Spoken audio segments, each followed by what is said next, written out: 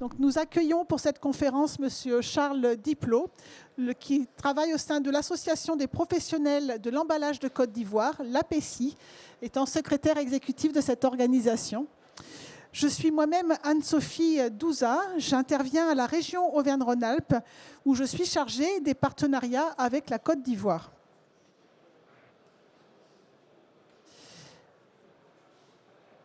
Donc, la région Auvergne-Rhône-Alpes porte une importante politique à l'international, tout d'abord orientée vers les partenariats en Europe, mais le deuxième pilier de cette politique à l'international est la francophonie.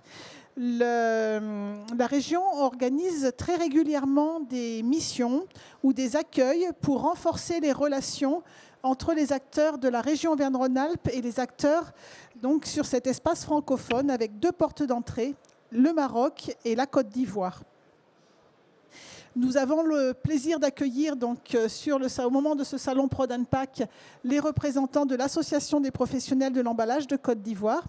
Et nous proposerons donc courant de l'année 2026 une mission pour emmener les acteurs de l'emballage découvrir de façon plus précise les opportunités en Côte d'Ivoire. Pourquoi cette action? C'est qu'on a observé que le secteur de l'emballage est un secteur particulièrement fort dans notre région et tout particulièrement dans le domaine de l'emballage alimentaire qui représente un enjeu aussi fort en Côte d'Ivoire avec un secteur qui est en plein développement. Voilà, vous allez maintenant entendre parler de ces enjeux. Donc je laisse la parole à M. Diplot. Est-ce que vous pouvez faire passer le slide, hein? Je vous fais signe simplement. Merci, merci à Anne. Alors, l'APECI, donc, que je représente, est l'Association des professionnels de l'emballage de Côte d'Ivoire. Notre slogan, c'est « Emballer pour créer de la valeur ». En d'autres termes, quand on parle de packaging, donc améliorer le packaging pour créer de la valeur. Notre mission, donc slide s'il vous plaît. Slide. Allez-y. Allez-y. Donc notre mission est de soutenir le développement des produits made in Côte d'Ivoire avec des conditionnements les mieux adaptés en utilisant, on va dire, très peu de matière, réduire donc l'impact sur l'environnement. La mission, c'est de faire en sorte que le packaging ait une meilleure visibilité, donner de la crédibilité et tout ça au bénéfice des industriels, des consommateurs et des institutions. Alors, nos activités, donc, slide s'il vous plaît. Donc, nous avons commencé cette aventure dans les années 2000 où des passionnés d'emballage ont voulu donc, faire la promotion d'emballage en Côte d'Ivoire et dans la sous-région. Donc, en 2000, on a organisé un salon qui s'appelle Afrique Emball. Et comme l'atmosphère politique était un peu tumultueuse, en 2005, nous sommes allés au Ghana. Et donc, entre 2005 et 2018, il y a eu, on a demandé donc notre reconnaissance juridique auprès du gouvernement. Après, il y a eu Covid, donc on n'a pas fonctionné. Et puis en 2020, 2022, nous avons, en même temps qu'on obtenait donc notre accréditation, on a été donc membre élu auprès de WPO, qui est l'Organisation mondiale de l'emballage. Donc avec un titre de membre votant. Et nous sommes aujourd'hui à 25 membres actifs. Notre association se compose de 3 collèges. Nous avons le collège des producteurs d'emballage, le collège des consommateurs d'emballage et un 3e collège qui est celui des chercheurs. J'ai dans la salle ici un de mes membres qui s'appelle M. Koulibaly Bakari, qui a fait le déplacement, qui est lui, qui a un laboratoire, fait des analyses et je pense qu'il a l'occasion de se présenter lui-même. Slide, s'il vous plaît. Alors, en termes d'offres et de demandes, on va dire que globalement, l'offre est satisfaite. Cependant, il y a encore quelques filières consommatrices qui n'ont pas encore, je veux dire, toute la satisfaction. Quelques chiffres.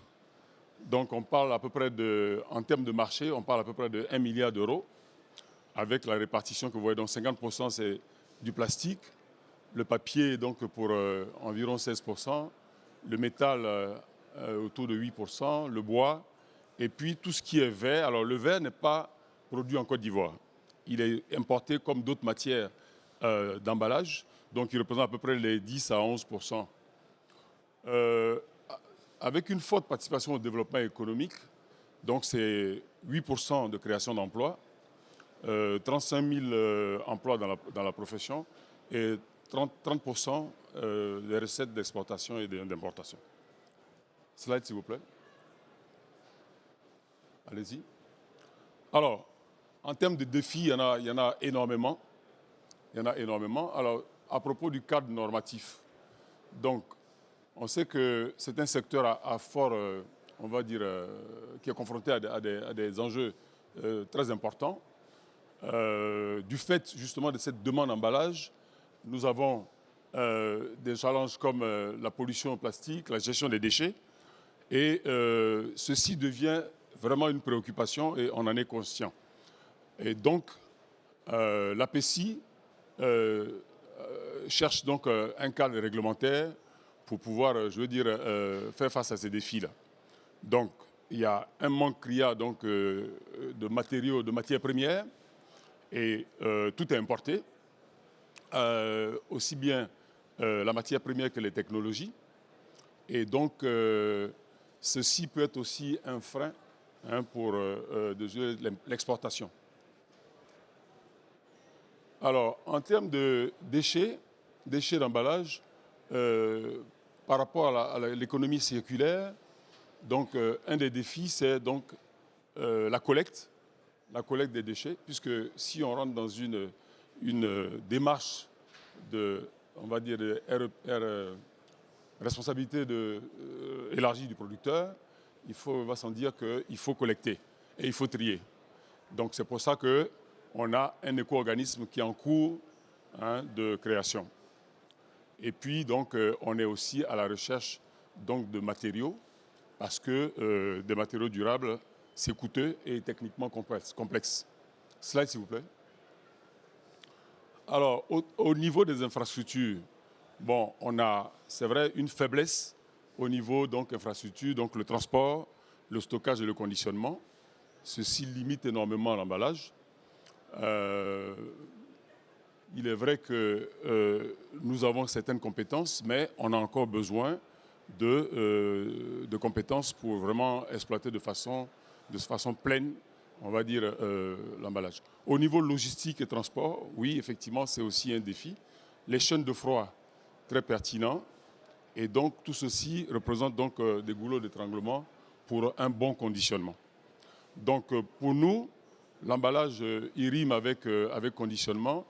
Et si on n'a pas un bon conditionnement, l'emballage seul ne suffit pas. Slide, s'il vous plaît. Alors, en termes de compétitivité à l'international, il faut savoir que, comme je disais tantôt, toutes les matières premières sont importées et donc ça nécessite donc, de gros investissements. Sur donc, les marchés export, donc, il faut tenir compte des normes, des certifications. Et donc, pour cela, la Côte d'Ivoire est obligée donc, de se plier aux exigences des consommateurs européens, face donc à des challenges comme la PPWR et les autres, on va dire, mutations qui sont en cours. Et bon, l'importation des matières premières, on en a parlé tantôt. Slide, s'il vous plaît. Maintenant vient la sensibilisation, les ressources humaines. Donc, à ce niveau, oui, effectivement, nous avons des compétences locales, mais on a encore besoin de renforcer les capacités au niveau des design, de l'emballage, au niveau du marketing. Bon, nous n'avons pas de centre de formation, nous n'avons pas d'école qui forme, je veux dire, au métier de l'emballage. C'est pour ça qu'on est en train de penser à une académie pour l'emballage. Donc,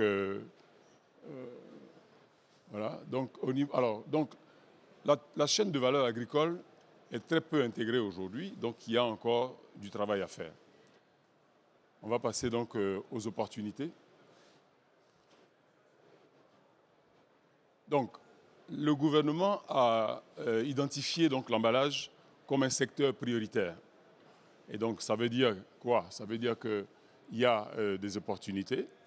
Donc, vous voyez qu'en année 2023, en termes de machines, on est passé de 21 millions en 2020 à 58 millions d'euros en 2023, rien qu'en termes de machines.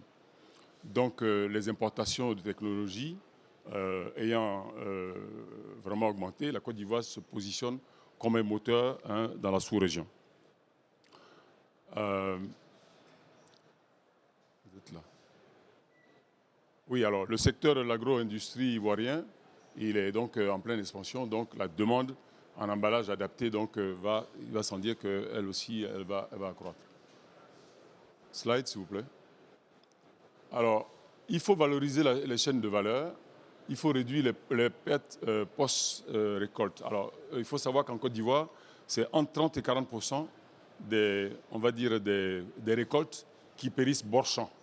Donc, il faut un emballage adapté. Il faut que nous travaillions sur la conservation et tout ceci qui rend donc un levier en termes de valeur ajoutée.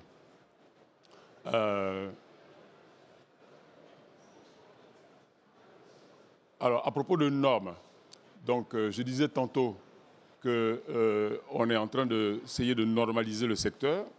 Et donc, pour cela, nous sommes en partenariat avec Codinorm qui travaille, qui nous accompagne. Slide, s'il vous plaît.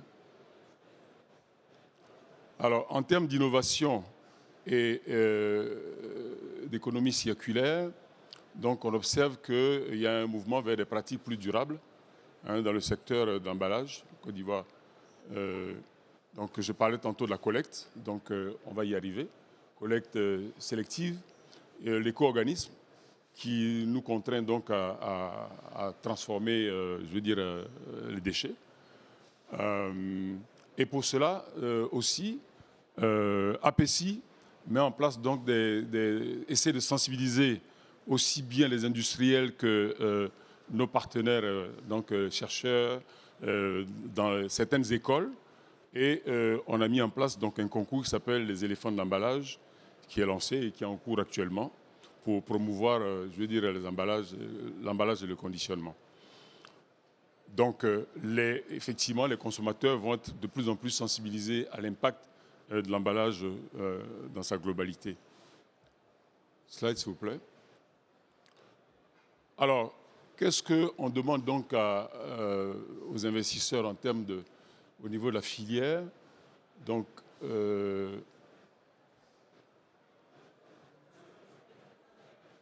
oui, alors, il a de l'opportunité au niveau donc tout ce qui est équipement, et puis trouver donc des matériaux plus adaptés.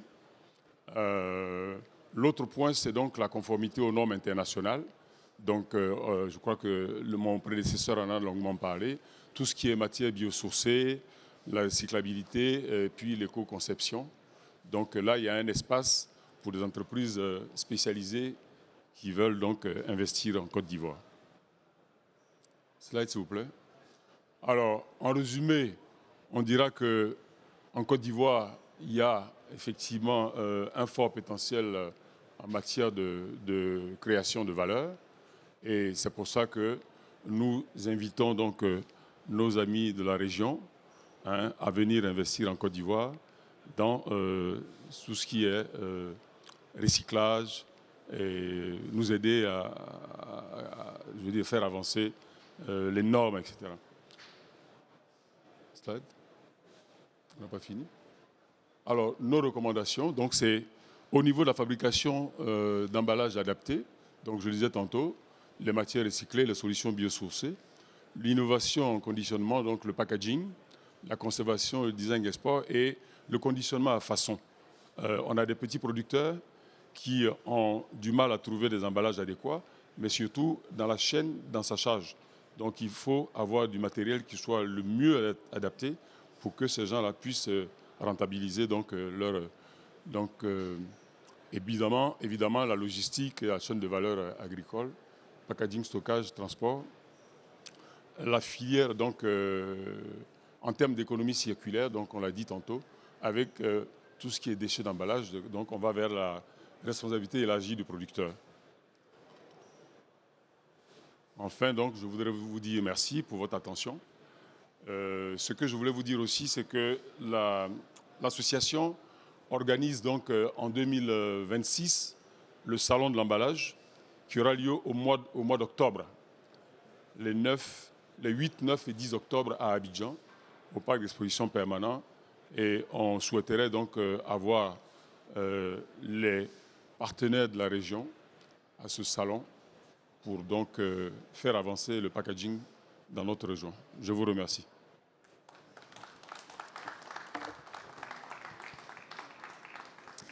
Nous pouvons saluer l'arrivée de Monsieur le Consul général de Côte d'Ivoire à Lyon. Bienvenue, Monsieur Lambert Akaezoa. Alors, nous avons maintenant un petit temps de questions-réponses. On va pouvoir faire circuler le micro dans la salle. N'hésitez pas à profiter de la présence de ces professionnels pour répondre à vos questions.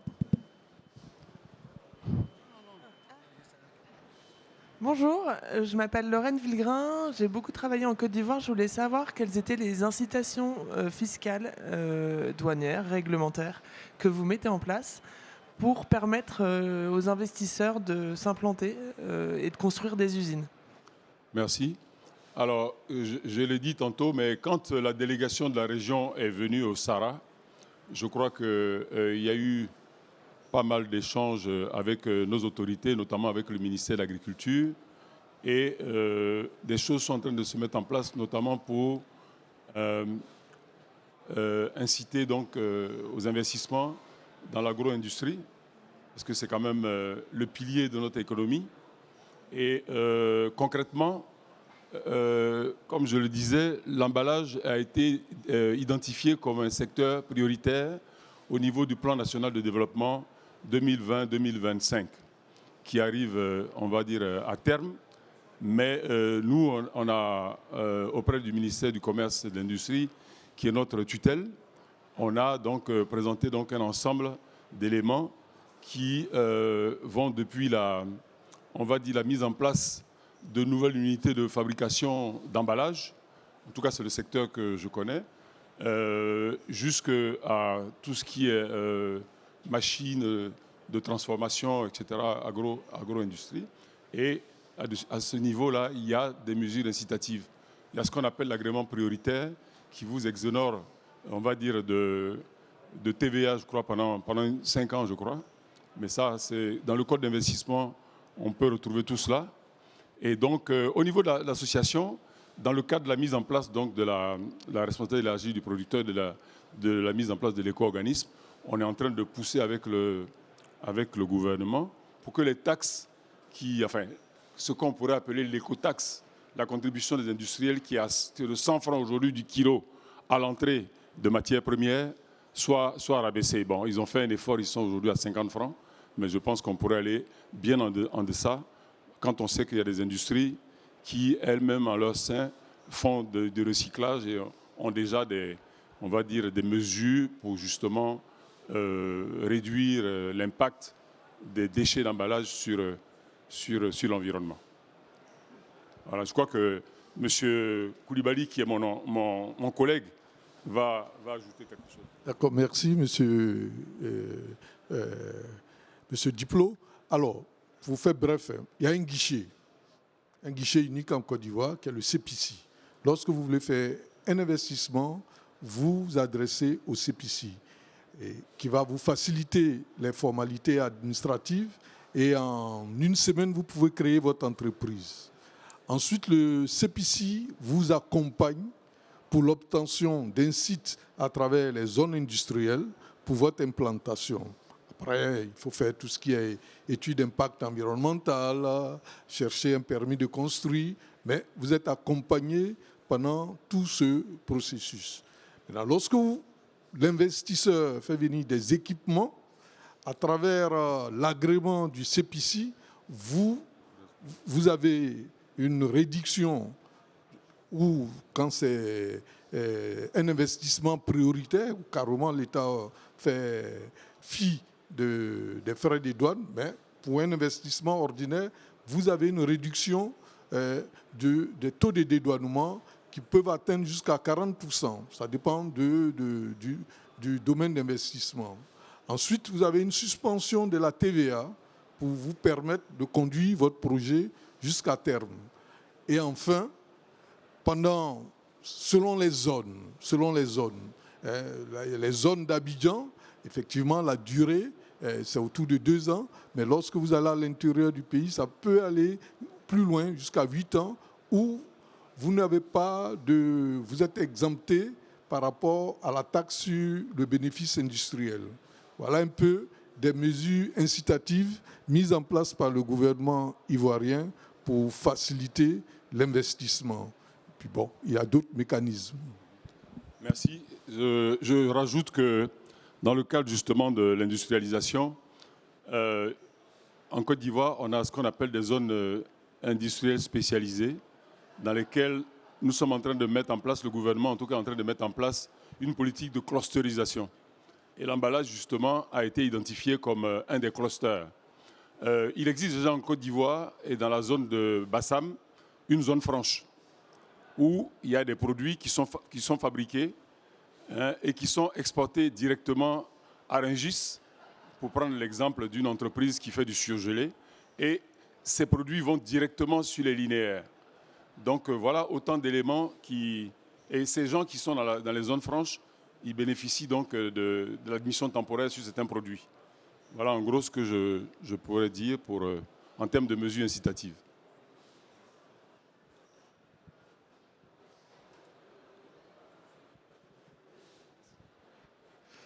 Bonjour, merci pour votre présentation. Paul Debossé, je travaille pour l'ISARA, qui est une école d'ingénieurs en agronomie et industrie alimentaire.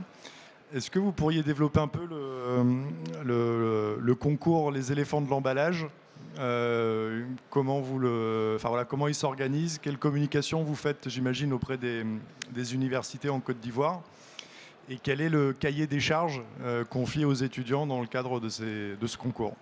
Merci. Alors, merci pour votre question. Alors, comme je le disais tantôt, le concours Les éléphants d'emballage a été initié donc seulement cette année.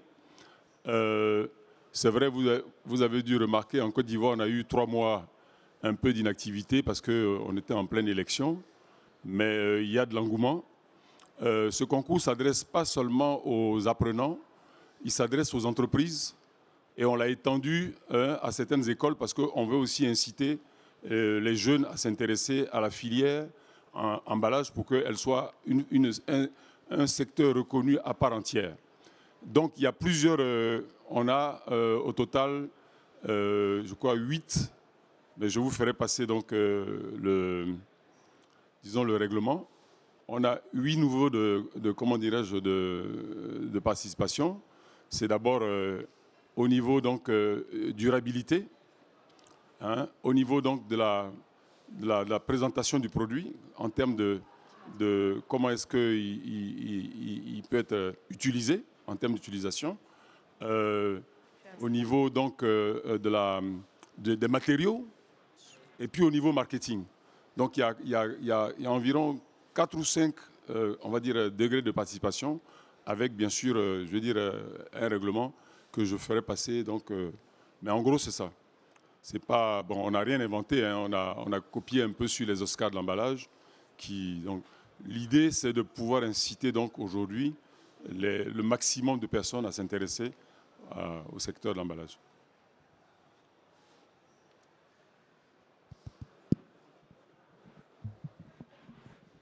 Allô, oui, bonjour Monsieur Diplot.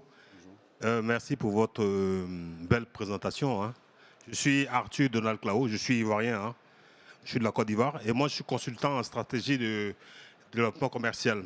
Alors dans votre intervention, on sait que la Côte d'Ivoire c'est un grand producteur de café cacao. Hein, et vous avez dit qu'il y a 30%, je crois si j'ai bonne mémoire, il y a 30% des produits de l'agriculture qui vont en perte. Tout à fait. Dû à l'emballage, je crois c'est ça. Tout à fait. Ok, d'accord. Alors, donc là, et puis en même temps aussi, vous lancez un appel aux investisseurs pour qu'ils viennent explorer le marché. Moi, ce que je voulais savoir, vu que vous êtes un expert du terrain, vous connaissez le terrain, quels sont selon vous les produits, l'emballage qui pourra être adapté aux produits agricoles de sorte à éviter les 30% de pertes? Bon, moi, je pensais un peu aux produits isothermiques et puis peut-être aux produits biodégradables, mais je ne sais pas trop. Ça, je suis peut-être un néophyte, mais vous pourrez peut-être mieux m'informer. Parce que moi, ça m'arrange parce que je suis en train de faire des études aussi prospectives dans ce domaine-là. Merci. Enfin, merci pour votre question. Alors, évidemment, je n'ai pas été précis. Quand je parle de perte post-récolte, ce n'est pas dans les produits de base comme le café cacao, hein. Rassurez-vous, là-dessus, je veux dire, c'est maîtrisé. Non, ce à quoi le problème auquel on est confronté, c'est surtout sur les cultures vivrières. Et 30 à 40%, c'est un peu la FAO qui nous donne ces chiffres-là. Mais nous, on le constate. Dans ma région d'origine, il y a des bonnes dames qui viennent acheter donc, des aubergines, il y a même de l'escargot, etc. Elles viennent, elles payent et elles rentrent à Abidjan. Elles ne se soucient pas de tout ce qui est logistique, tout ce qui est emballage, pour que le produit soit rendu à Abidjan. Donc, c'est de ça qu'il s'agit. Alors, il faut trouver d'abord, on va dire, des emballages adéquats. Quand cette bonne dame achète les aubergines, on les met dans des sacs polypropylène, qui sont des sacs qui sont déjà en matière synthétique. Parce que l'emballage coûte moins cher. C'est même un emballage de réutilisation. Elles ne vont pas acheter un sac de jute qui coûte, je veux dire, qui est d'abord en fibre naturelle, qui coûte 800 francs l'unité, c'est-à-dire environ 1,5 €. Et elles vont laisser à la merci du transporteur qui, lui, il va transporter. Bon, ces produits-là arrivent au marché Gouraud, que vous connaissez certainement, déjà dans un état vraiment pitoyable. Donc, il y a ça. Et puis, il y a aussi, on va dire, la chaîne de valeur qui comporte, je veux dire, le froid. Même si c'est des produits qui ont peut-être une durée dans le transport qui n'est pas machin, mais il y a un problème pour la conservation.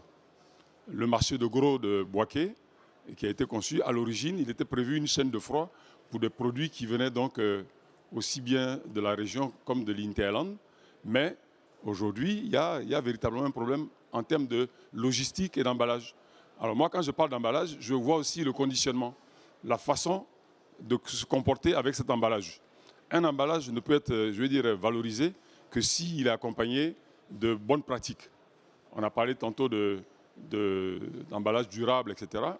Donc, à la fois, on est confronté à un problème de durabilité, c'est-à-dire qu'il faut que l'emballage soit biodégradable, il puisse se dégrader naturellement, qu'il ne puisse pas être polluant pour l'environnement, très peu d'impact, mais en même temps, qu'il soit solide pour pouvoir transporter, comment dirais-je, le produit. Donc, c'est à la fois le paradoxe auquel aujourd'hui on est tous confrontés. Hein. Donc, merci en tout cas aux sorties d'ici. Je me ferai fort de prendre vos contacts pour qu'on garde la main sur ces problématiques-là. Merci encore. Bonjour, merci beaucoup pour la présentation aussi. Moi, je rebondis sur cette question. Je suis chocolatier, moi. Je suis chocolatier, en fait, dans ce monde-là, en fait, il y a ceux qui se font de l'argent dans ce milieu-là, c'est beaucoup les intermédiaires. Et en fait, ça ne développe pas localement, on va dire, ou alors pas de manière assez vertueuse sur place. Et je me demandais comment est-ce qu'on peut aider en tant que personne du domaine pour pouvoir déjà bénéficier, pas pour que ce soit au bénéfice du pays, pour ne pas que la majorité des bénéfices ou de l'excédent soit fait dans les pays de vente. Aussi, je pense qu'il y a une question par rapport à l'emballage, qui soit sur le stockage et sur avoir déjà la vision sur place de l'usage final. Une fois, j'ai remarqué que ce n'était pas évident que dans les pays producteurs, ils n'avaient pas forcément la vision du produit final. Et quelle est votre vision, vous, sur le terrain? Parce que vous avez plus de vision que moi par rapport à ces producteurs de cacao. Comment est-ce qu'on pourrait faire pour aider vraiment? Merci pour votre question. Alors, notre problème en Côte d'Ivoire, il a dit, hein, nous sommes le premier producteur mondial de cacao. C'est 2 400 000 tonnes de cacao. Le Ghana en fait à peu près, je crois, 1 million de tonnes. Donc, ces deux pays déjà pourraient être, on va dire, donneurs d'ordre en termes de stratégie. Mais le vrai problème, comme vous l'avez dit, c'est la transformation localement. Aujourd'hui, on est peut-être à, on va dire, 20% de transformation, mais ce n'est pas du chocolat. C'est les fèves qui sont prêtes à être exportées et la valeur ajoutée se fait dans les pays comme la Belgique, la Hollande, qui est premier consommateur parce que c'est là où le plus de, comment dirais-je, de graines, enfin de fèves de cacao arrivent, les États-Unis, etc. Donc nous, effectivement, on incite par des moyens comme par un packaging qui soit, je veux dire, le plus attrayant possible, mais aussi que les producteurs locaux, pas forcément les grosses multinationales, donc il y a quelques initiatives qui sont à saluer au niveau du cacao, au niveau du café. Et donc, ces choses-là deviennent vraiment une préoccupation pour nous. Et il faut aussi jouer sur la consommation. Nous sommes producteurs, mais on ne consomme pas suffisamment. Il y a quand même des campagnes à faire là-dessus et je fais un clin d'œil à mon ami pour réfléchir comment est-ce que, à l'image du Ghana, qui a eu à une période donnée, le matin, quand vous vous réveillez, vous avez votre bol de chocolat, un bol de chocolat chaud, mais ce n'est pas la Côte d'Ivoire seule qui va pouvoir, je dirais, pousser à on va dire, à ce changement de paradigme. C'est toute une région. Donc, effectivement, la Côte d'Ivoire peut pousser en faisant donc des produits, je veux dire, comme je le disais tantôt, plus adaptés, plus attrayants. Et c'est comme ça qu'on va y arriver, faire la valeur ajoutée dans le pays de production et pas, je veux dire, dans les pays occidentaux. Tu veux ajouter quelque chose? Merci, M. Diplot. Le problème, tantôt, on a parlé des produits vivriers. Sur le marché, c'est déjà commencé à pratiquer les bons produits dans les conditions d'hygiène. Ça, c'est déjà un premier impératif. Et ça, ce n'est pas toujours gagné. Il y a de la sensibilisation. Eh bien, au-delà de la sensibilisation, il faut que la ménagère ou celle qui va sur le marché puisse accéder à des solutions qui soient à la fois durables et économiquement supportables. L'emballage, évidemment, on ne peut pas tout régler, il a dit à maintes reprises. Aussi, il faut développer une industrie de transformation. Ce n'est pas forcément de grandes usines qui nécessitent des investissements importants. Mon voisin vient de transporter, vient d'envoyer en Côte d'Ivoire un système de broyage pour les petits producteurs, en même temps avec un système d'ensachage des farines qui seront produites sur un principe de fonctionnement d'une meule à farine, etc.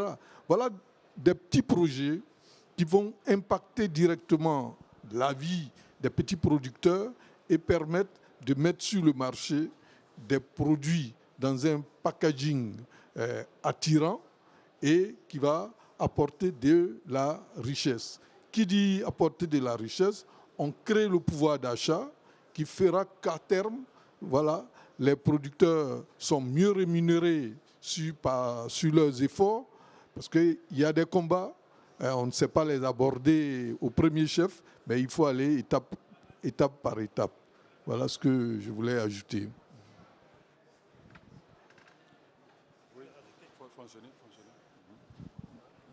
Alors, je voulais rajouter quelque chose à ce que M. Koulibaly, non, c'est ça? M. Koulibaly vient de dire. En fait, la question que l'ami a posée révèle plutôt d'une volonté politique. Mais ce que je voulais dire pour rassurer, c'est qu'en Côte d'Ivoire, les autorités ont pris des mesures justement pour faire en sorte que les producteurs soient protégés. Ça commence par quoi? De un, il y a une loi qui a été prise pour interdire le travail des mineurs dans les plantations de cacaoyères, caféières. Ça, c'est un. De deux, il y a des mesures qui ont été prises aussi pour interdire les acteurs là, du domaine du café-cacao de travailler dans les forêts classées.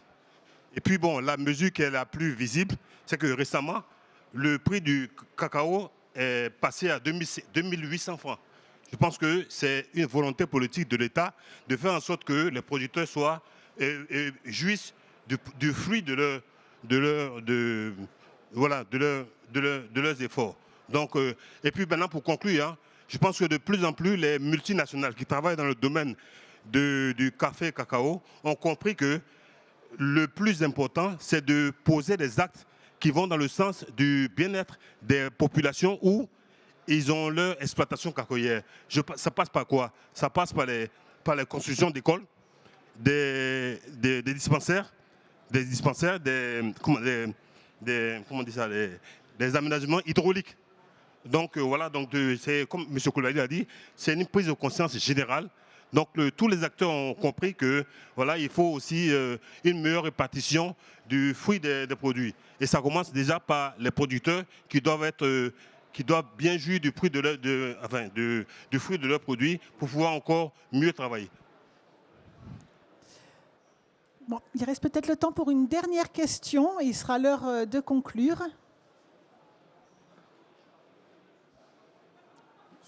Oui, oui,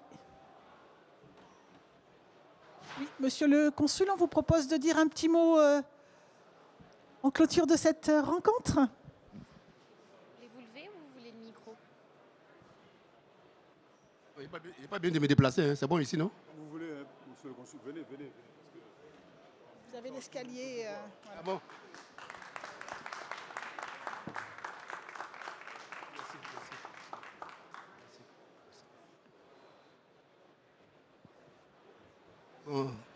Bonjour à tous. Je remercie de cette conférence pour permettre à la Côte d'Ivoire de se faire connaître. Et je remercie ma sœur Douza. Chaque fois, elle a su nous associer. Je remercie aussi à mon frère qui a apporté sa contribution. Et on sent qu'à Lyon, nous sommes unis et qu'il n'y a pas de consulat, mais on est tous des Ivoiriens ici. Donc, je vous souhaite bonne continuation. Et que n'hésitez pas à nous contacter au consulat. Et en tout cas, bonne continuation et bonne chance. Je vous remercie.